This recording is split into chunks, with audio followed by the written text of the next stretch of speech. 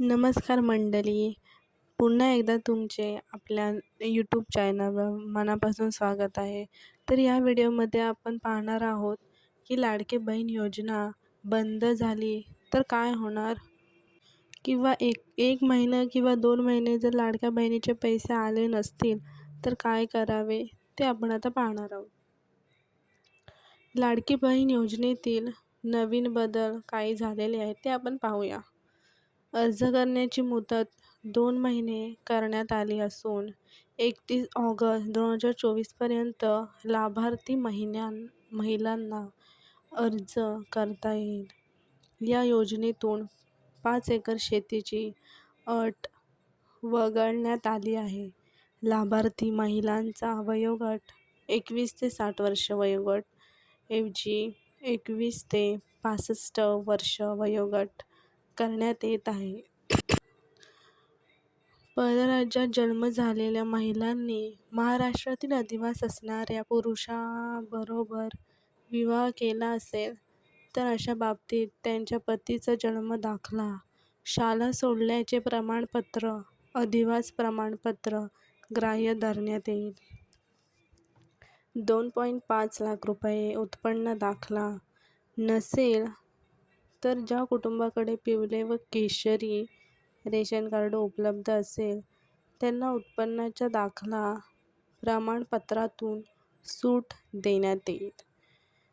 तर बघा, जर तुमच्याकडे नसेल तर त्या दाखला तर ते रेशन कार्ड नसेल तर दाखला नसेल तर रेशन कार्ड असं नियोजन करण्यात आले आहे.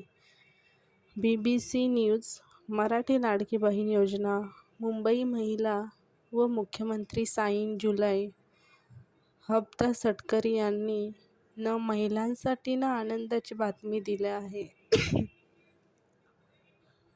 जुलै महिन्यात हप्ता नागपंचमीपूर्वीच वितरित केला जाईल अशी घोषणा त्यांनी केली आहे. येत्या 29 जुलै रोजी नागपंचमी साजरी होणार असून त्याचपूर्वी महिलांच्या खात्यात 1,500 रुपये जमा होतील अशी अपेक्षा आहे. मुख्यमंत्री माझी लाडकी बहीण योजना महिलांना आर्थिक सक्षम बनवण्यासाठी सुरू करण्यात आली आहे. काही महिला घरीच बसून असतात, फक्त आपलं घर, चूल आणि मूल अशाच पद्धतीने चालवत असतात. त्यामुळे त्यांच्यासाठी नवीन योजना ह्या आपल्या राजनीतिक परिवाराकडून उपलब्ध झालेल्या आहेत. त्यामुळे त्यांचेसुद्धा खूप खूप आभार.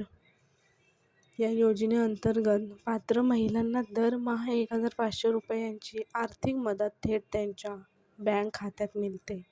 गेल्या काही महिन्यांपासून हप्ता मिळण्यात उशीर झाल्याने महिलांसाठी काही प्रमाणात चिंता होती. मात्र जून महिन्याचा हप्ता देण्याची प्रक्रिया सुरू झाली असून लवकरच जुलैचा हप्ताही वितरित केला जाईल, असे अदिती तटकरे यांनी स्पष्ट केले आहे. नागपंचमीसारख्या सणाच्या पार्श्वभूमीवर हा हप्ता मिळाल्याने महिलांना मोठा दिलासा मिळणार आहे. काही महिलांचे बघा पैसे अटकले आहेत 1 महिना किंवा 2 महिने, तर त्यांनी काही काळजी न करता पुढील महिन्यात काही योजना आपण पूर्ण केल्या की आपले पैसे आपल्या बँक खात्यात येतात. मंत्री तटकर पाणी या योजनेच्या अंमलबजावणीबाबत सरकार कटिबद्ध असल्याचे पुन्हा एकदा सांगितले. तसेच या योजनेबाबत पसरवले जाणारे गैरसमज दूर करत ही योजना अखंडितपणे सुरू राहणार असल्याचेही त्यांनी नमूद केले. सरकारी कर्मचारी महिलाही या योजनेचा लाभ घेत असल्याच्या मुद्द्यावरही तपासणी सुरू असल्याचे यापूर्वी त्यांनी सांगितले होते. मात्र आता जुलैच्या हप्त्याचे वितरण सणापूर्वीच होणार असल्याचे लाभार्थी महिलांमध्ये आनंदाचे अदिती तटकरे यांनी दिली आनंदाची बातमी. तर काही महिला खूप टेन्शनमध्ये असतात की बाबा या महिन्याचे माझे पैसे नाही आले, तर आता काय करावं, आता कुठे जावं.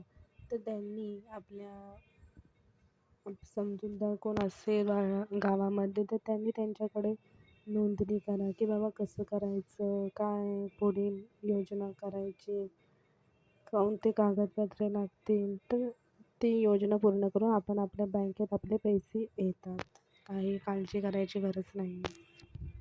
मुख्यमंत्री माझी लाडकी बहीण योजनेसाठी सन 2025-26 या आर्थिक वर्षामध्ये निधी वितरण करण्याबाबत महाराष्ट्र शासन सामाजिक न्याय व विशेष सहाय्य विभाग शासन निर्णय क्रमांक BGT 2025 65 अर्थसंकल्प मंत्रालय वित्त मुंबई दिनांक 29 ऑक्टोबर 2025 प्राणा शासन निर्णय वित्त विभाग क्रमांक अर्थ 7/4/2025 महिला व बाल विकास विभागाची नस्ती क्रमांक वगैरे सर्व झालेला आहे. भारताचे लाडके उपमुख्यमंत्री अजितदादा पवार हे आता या दुनियेमध्ये नाही आहेत, तर त्यांनीच ही योजना महिलांसाठी चालू केलेली. त्यांचे खूप खूप आभार. शासन निर्णय मुख्यमंत्री माझी लाडकी बहीण या योजनेसाठी अनुसूचित जाती घटकांकरिता सन 2025-26 आर्थिक वर्षात मागणी क्रमांक सुरक्षा समाज कल्याण अनुसूचित कृतीसाठी विशेष घटक योजना अनुसूचित जाती घटक कार्यक्रमांतर्गत योजना मुख्यमंत्री माझी लाडकी बहीण योजना सहाय्यक अनुदाने या लेखाखाली ती कोटी इतका नियतव्यय मंजूर आहे.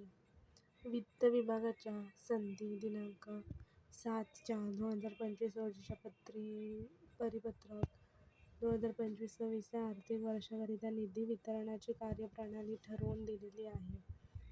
त्यानुसार वित्त विभागाने दिलेल्या मान्यतेनुसार मुख्यमंत्री माझी लाडकी बहीण योजना ही चालू झालेली आहे. त्याचप्रकारे KYC केल्याने आपले महिन्याला जे पैसे बँकेत जमा होतात ते दर महिन्याला जमा होतात. त्यामुळे KYC ही 2 महिन्यांनी करणे आवश्यकच आहे. आणि राहिला प्रश्न लाडकी बहीण योजना बंद होणार का, तर अजूनपर्यंत तरी अशी कोणतीच बातमी आलेली नाही आहे. राजनीतीसुद्धा असेच बोलत आहेत की ही योजना चालूच राहणार आहे, बंद होणार नाही असं बोललं जात आहे. आता बघूया पुढे काय होतं आहे, कारण काही लोकांचे पैसे तर बंदच झाले, तर त्यांनी बघूया आता प्रक्रिया केली तर चालू होतात की नाही ते. निधी प्रशासकीय विभाग प्रमुख सचिव महिला व बाल विकास विभागांना अर्थसंकल्प निधी वितरण प्रणालीवर वितरित करण्यास शासन मान्यता प्रदान करण्यात येत आहे. सदर निधी अर्थसंकल्पीय वितरण प्रणालीवर वितरित करण्यात आला आहे. सदर वितरित निधी खर्च करताना नियंत्रक अधिकारी यांनी विहित पद्धतीने काटकसरीच्या उपाययोजना करून खर्च करावा. सध्याच्या शासकीय धोरणास अनुसरून मंजूर आराखड्यानुसार याच वर्षात निधी खर्च होईल याची दक्षता घ्यावी.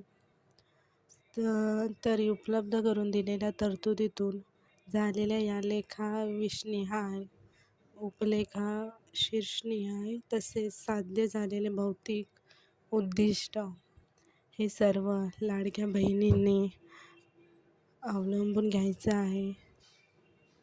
प्रमाणपत्र संबंधित क्षेत्रीय अधिकारी यांनी आयुक्त समाज कल्याण संबंधित प्रादेशिक उप-आयुक्त समाज कल्याण, सामाजिक न्याय व विशेष सहाय्य विभाग व महिला व बाल विकास विभाग यांना प्रत्येक महिन्याच्या 10 तारखेपर्यंत पाठवण्याबाबत दक्षता घ्यावी.